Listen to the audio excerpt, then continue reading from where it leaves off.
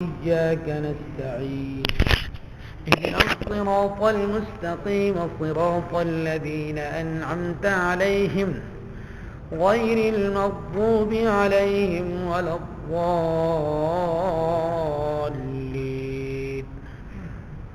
بسم الله الرحمن الرحيم. ألف لام ميم ذلك الكتاب لا ريب فيه هدى للمتقين الذين يؤمنون بالغيب ويقيمون الصلاة ومما رزقناهم ينفقون والذين يؤمنون بما أنزل إليك وما أنزل من قبلك وبالآخرة هم يوقنون أولئك على هدى من ربهم وأولئك هم المفلحون. اعوذ باللہ میں اللہ کی پناہ چاہتا ہوں شیطان مردود کے شر سے بچنے کے لیے. شروع اللہ کے نام سے جو سب پر مہربان ہے اور بہت مہربان ہے. الحمدللہ تمام پاہ کے لیے ہے رب العالمین جو تمام جہانوں کا پالنے والا ہے. الرحمن بہت مہربان ہے. الرحمن سب پر مہربان ہے. الرحیم اور بہت مہربان ہے. مالک یوم الدین مالک ہے جزا کے دن کا. ایاک نعبد تیری ہی ہم عبادت کرتے ہیں. وایاک نستعین اور تجھ ہی سے ہم مدد چاہتے ہیں. اہدنا الصراط المستقیم ہمیں ہدایت نصیب فرما تو سیدھے راستے کی. صراط الذین ان لوگوں کے راستے کی انعمت علیہم جن پر تو نے انعام کیا. غیر المغضوب علیہم نہ ان لوگوں کے راستے کی جن پر تیرا غضب ہوا. ولا الضالین اور نہ ان لوگوں کے راستے کی جو سیدھے راستے سے بھٹکے ہوئے ہیں. اے آمین اے اللہ قبول فرما لے. سورہ فاتحہ کے حوالے سے ہم نے چند باتیں آپ کو بتلائی تھی. پہلی بات یہ کہ سورہ فاتحہ کے نام تو بہت سارے ہیں لیکن یاد رکھنے ضروری ہیں. ایک سورہ فاتحہ، دوسرا سورۃ تعلیم المسئلہ یا سورۃ المسئلہ دونوں طرح کہہ سکتے ہیں، اور تیسرا نام ہے سورۃ الشفاء. سورۃ الفاتحہ اس لیے کہتے ہیں، فاتحہ کا معنی ہے آغاز والی، ابتدا والی، شروع والی. چونکہ اس سورت کو قرآن کریم کے شروع میں ذکر کیا جاتا ہے، لکھا جاتا ہے، اس لیے اس کو سورۃ الفاتحہ کہتے ہیں. سورۃ المسئلہ اس لیے کہتے ہیں کیونکہ اس سورت میں اللہ تعالیٰ نے اپنے بندوں کو اپنے سے مانگنے کا آیا ہے. اور اس کو سورۃ الشفاء اس لیے کہتے ہیں کیونکہ اس میں اللہ نے تمام جسمانی اور روحانی بیماریوں کے لیے شفا رکھی ہے. اس کے بعد دوسرے نمبر پر ہم نے بتلایا تھا کہ قرآن کریم کے اندر 6 قسم کے مضامین بیان ہوں گے: توحید، رسالت، قیامت، احکام اور ماننے والوں کے احوال اور نہ ماننے والوں کے احوال. سورہ فاتحہ میں یہ 6 مضامین بیان ہوئے ہیں. الحمدللہ رب العالمین الرحمن الرحیم اس میں بیان ہے توحید کا. مالک یوم الدین اس میں بیان ہے قیامت کا. ایاک نعبد و ایاک نستعین اس میں بیان ہے احکامات کا. اہدنا الصراط المستقیم میں بیان ہے رسالت کا. اور صراط الذین انعمت علیہم میں بیان ہے ماننے والوں کے احوال کا. غیر المغضوب علیہم ولا الضالین کے اندر بیان ہے نہ ماننے والوں کے احوال کا. اس کے بعد سورہ فاتحہ کا خلاصہ. سورہ فاتحہ کے خلاصے کے لیے 3 چیزیں یاد رکھیں: خداوندی، آداب خداوندی اور عرض درخواست بجناب رب العالمین. پہلی جو 3 آیات ہیں ان میں القاب خداوندی کا بیان ہے. چوتھی آیت کے اندر آداب خداوندی کا اور اہدنا الصراط المستقیم میں اللہ کی بارگاہ میں درخواست پیش کی جا رہی ہے. اور چوتھے نمبر پر ہم نے بتلایا تھا کہ قرآن کریم کی جب ہم تفسیر کریں گے تو اس کا اصول کیا ہوگا، وہ بھی آپ حضرات نے پڑھا کہ قرآن پاک کی تفسیر قرآن سے، اس کے بعد حدیث سے، اس کے بعد اقوال صحابہ سے، اس کے بعد اقوال تابعین اور اس کے بعد اقوال تبع تابعین سے. اس کے بعد ہم نے بتایا تھا کہ سورہ فاتحہ ہو یا کوئی بھی سورت ہو، جب آپ تلاوت شروع کریں گے تو پہلے اعوذ باللہ پڑھتے ہیں اور بعد میں بسم اللہ. اعوذ باللہ پہلے پڑھی جاتی ہے اور بسم اللہ بعد میں. ایک تو اس لیے کیونکہ اعوذ باللہ پڑھنے کا حکم قرآن نے دیا ہے اور بسم اللہ پڑھنے کا حکم حدیث کے اندر آیا ہے, اور قرآن کا درجہ چونکہ زیادہ, اس لیے پہلے اعوذ باللہ پڑھیں گے اور بعد میں بسم اللہ. دوسری وجہ یہ ہے کہ جب بھی کوئی انسان کام کرتا ہے تو اس میں دو پہلو ہوتے ہیں, ایک نقصان کا پہلو اور ایک نفع کا پہلو. تو جو نقصان کا پہلو ہوتا ہے اس کو انسان دور کرتا ہے اور نفع کے جو پہلو ہوتا ہے اس کو اپنی طرف کھینچتا ہے. تو اعوذ باللہ پڑھ کر آپ نقصان کو اپنے آپ سے دور کرتے ہیں اور بسم اللہ پڑھ کر نفع کو اپنی طرف کھینچتے ہیں. اس کے بعد الحمدللہ رب العالمین میں الحمد میں الف لام لیے یہ ہم نے سمجھا دیا.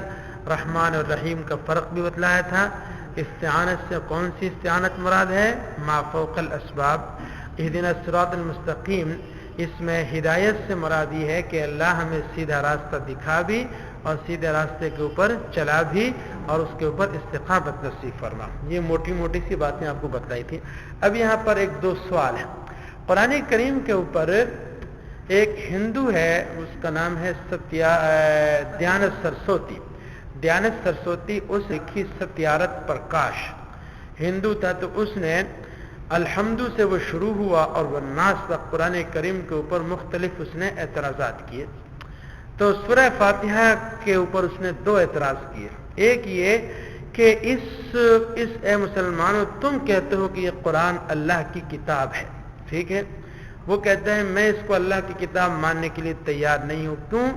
اس لیے کہ اگر یہ اللہ کی کتاب ہوتی تو اللہ تعالیٰ اپنی تعریف خود اپنے منہ سے نہ کر, اور یہاں تو اللہ تعالیٰ خود اپنی تعریف کر رہا ہے. مثلا الحمدللہ, تمام تعریفیں کس کے لیے؟ اللہ کے لیے. رب العالمین جو تمام جہانوں کا پالنے والا ہے.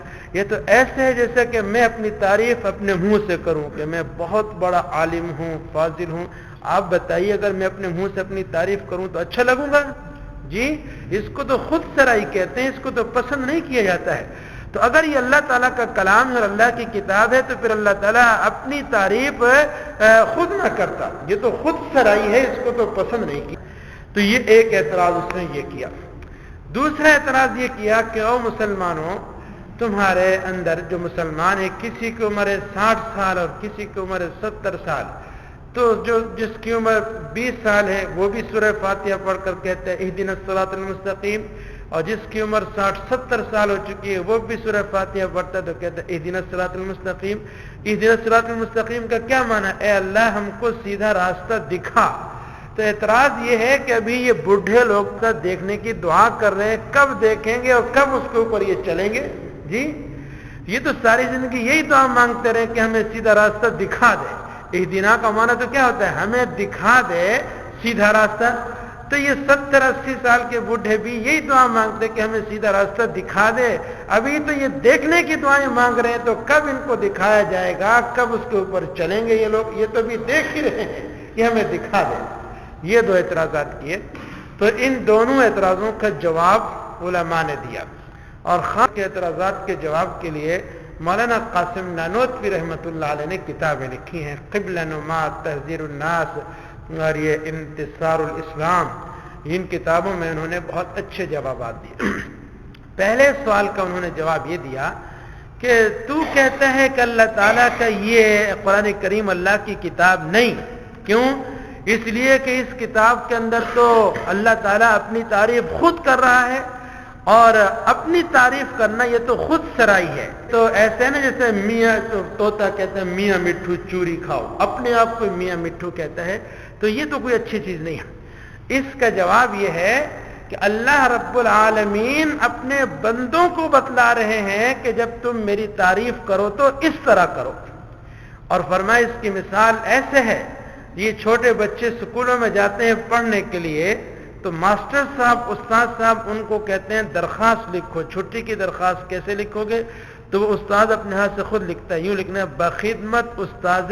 تو یہ اپنی تعریف نہیں ہے, بلکہ بچوں کو بتلایا جا رہا ہے کہ آداب میں سے یہ ہے کہ جب استاد کو تم درخواست لکھو تو اس کا طریقہ یہ ہونا چاہیے. تو رب العالمین نے اپنے بندوں کو مانگنے کا طریقہ بتلایا ہے کہ جب تم میری تعریف کرو تو اس کا طریقہ یہ ہونا چاہیے. آ رہی بات سمجھ میں؟ باقی اللہ تعالیٰ کو اپنی تعریف کی کیا ضرورت ہے؟ دوسرا اس نے کہا تھا کہ ابھی تو یہ بوڑھے لوگ یہی دعا کر رہے ہیں کہ اللہ ہم کو سیدھا راستہ دکھا دے، تو یہ کب دیکھیں گے چلیں گے؟ تو اس کا جواب حضرت نانوتوی رحمۃ اللہ علیہ نے دیا، بیوقوف تو ہدایت کا معنی سمجھتا نہیں ہے۔ ہدایت کے دو معنی، ایک معنی ہوتا ہے راستہ دکھانا اور دوسرا معنی ہوتا ہے ہاتھ پکڑ کر منزل مقصود پر پہنچانا۔ تو جس وقت ایک مسلمان آدمی جس نے کلمہ پڑھ لیا ہے اور وہ سیدھے راستے کے اوپر چل پڑا ہے، وہ جب کہے گا نا اہدنا الصراط المستقیم، تو اس کا یہ معنی نہیں کریں گے کہ اللہ ہم کو سیدھا راستہ دکھا دے، بلکہ اس کا معنی ہے اللہ ہم کو سیدھے راستے کے اوپر چلا کر منزل پہنچا دے۔ سمجھ گئے ہو نا؟ اب مثلا میں آپ سے کہوں میں نے شیروں والا باغ جانا ہے، تب اس کے دو صورتیں ہیں۔ ایک یہ کہ آپ مجھ سے کہیں جناب یہاں سے نکلے، مسجد کا دروازہ آئے گا، مسجد کے دروازے سے آپ نے دائیں طرف کو ہونا ہے، فلاں چوک آئے گا، تو آپ ایسے۔ تو اس کے ساتھ ضروری نہیں ہے کہ میں شیروں والا باغ پہنچ جاؤں، میں بھٹک سکتا ہوں۔ اور دوسرا یہ کہ آپ کہتے ہیں کوئی بات نہیں ہے، آئے میرے ساتھ، میں آپ کو شیروں والا باغ پہنچا دیتا ہوں، تو اس کو بھی ہدایت کہیں گے۔ تو ہدایت کے دو معنی ہیں، ایک ہے راستہ بتلا دینا، منزل مقصود پر پہنچا دینا۔ تو جب مسلمان آدمی یہ دعا مانگتا ہے اہدنا الصراط المستقیم، تو اس کا معنی ہوتا ہے اے اللہ ہم کو صراط مستقیم کے اوپر چلا کر منزل مقصود پر پہنچا دے۔ اس لیے میں نے کہا تھا ہم اہدنا الصراط المستقیم میں تینوں چیزیں، اے اللہ ہمیں صراط مستقیم دکھا، دکھانے کے بعد اس پر چلا، اور چلانے کے بعد اس پر ثابت قدمی نصیب فرما، یعنی سیدھے راستے پر چلا کر منزل مقصود پر تو ہمیں پہنچا دے۔ بات آگئی سمجھ میں؟ اس کے بعد ہے سورۃ البقرہ۔ سورۃ البقرہ میں نے آپ کو بتایا تھا کہ سورہ بقرہ میں اللہ تعالیٰ نے آپ کی دعا کی قبولیت کو ذکر فرمایا ہے۔ آپ لوگوں نے دعا مانگی اہدنا الصراط المستقیم، اے اللہ ہمیں صراط مستقیم کی طرف رہنمائی فرما دے اور ہمیں ہدایت نصیب فرما صراط مستقیم کی۔ تو اللہ فرماتے ہیں تم مجھ سے ہدایت مانگتے ہو، چلو میں تمہاری ہدایت کے لیے ہدایت نامہ دے دیتا ہوں۔ اور وہ ہدایت نامہ کیا ہے؟ ذالک الکتاب۔ تم نے مانگی دعا سورہ فاتحہ کے اندر اور سورہ بقرہ میں ہم نے اس کی قبولیت کا ذکر کر دیا ہے۔ تم ہدایت مانگتے ہو، ہم تمہیں ہدایت نامہ دے دیتے ہیں، یہ قرآن کریم ٹھیک ہے؟ تو دعا قبول ہو گئی کہ نہیں ہو گئی ہے؟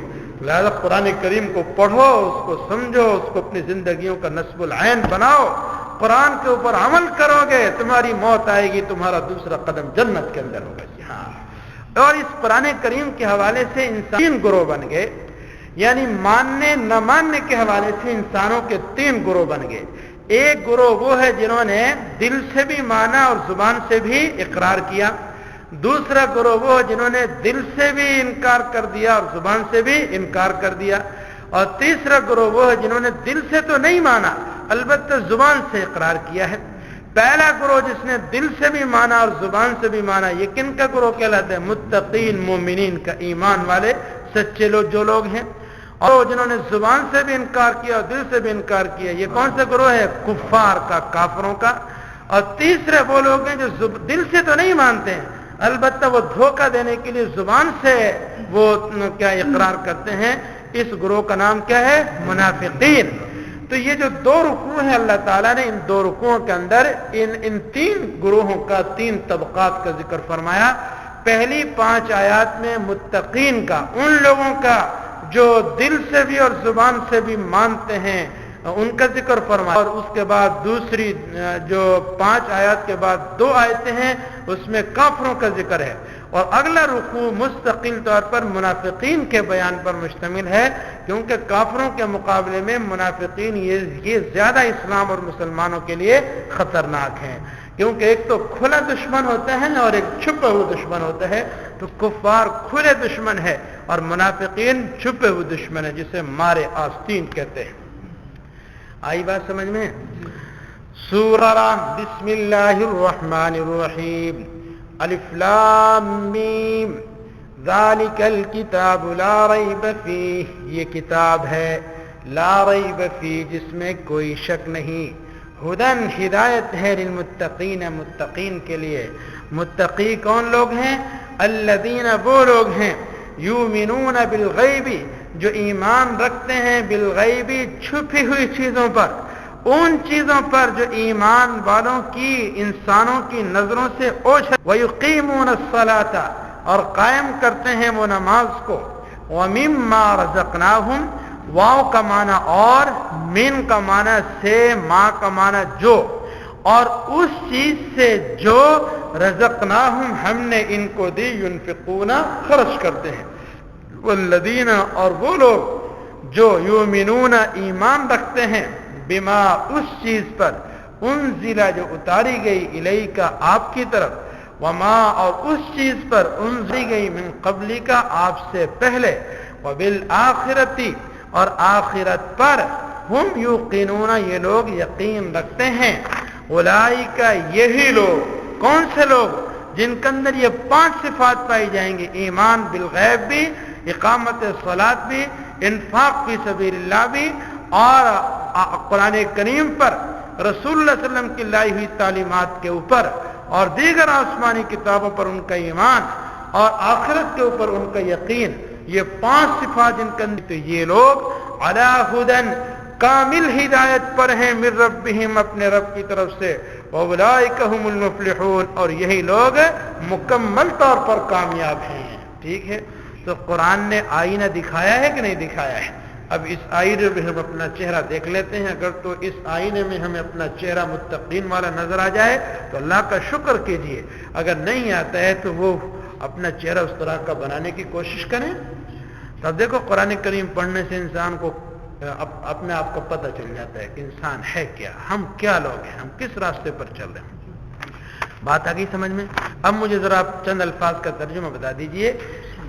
وَبِالْآخِرَةِ هُمْ يُوقِنُونَ کا کیا ترجمہ ہے؟ اچھا یہ بتائیے اور اس چیز سے جو ہم نے ان کو دی خرچ کرتے ہیں کون سی آیت کا ترجمہ ہے؟ شاباش. اور قائم کرتے ہیں نماز کو کون سی آیت کا ترجمہ ہے؟ یہی لوگ مکمل طور پر کامیاب ہیں کا ترجمہ ہے.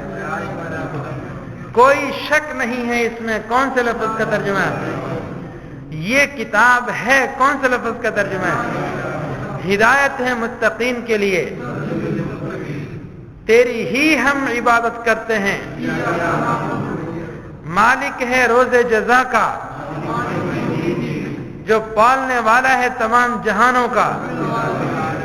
اور ہمیں ان لوگوں کے راستے پر مت چلا جو سیدھے راستے سے بھٹکے ہوئے ہیں جن پر تو نے انعام کیا. کون سی آیت کا ترجمہ ہے؟ ماشاءاللہ ماشاءاللہ. ٹھیک ہے جی.